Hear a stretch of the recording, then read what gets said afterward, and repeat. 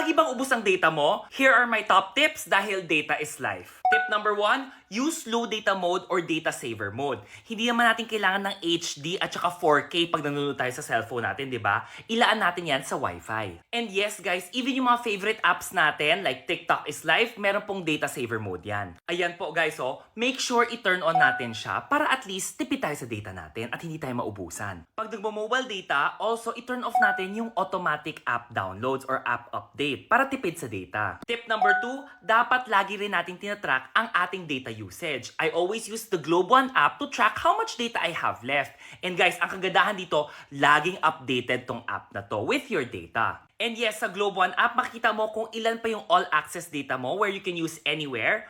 Or for example, sa mga app specific, tulad dito, sa Facebook lang pwede gamitin yung data na yon. Tip 3, choose your promo package well. Syempre, ang pinaka-favorite ko is yung Go50.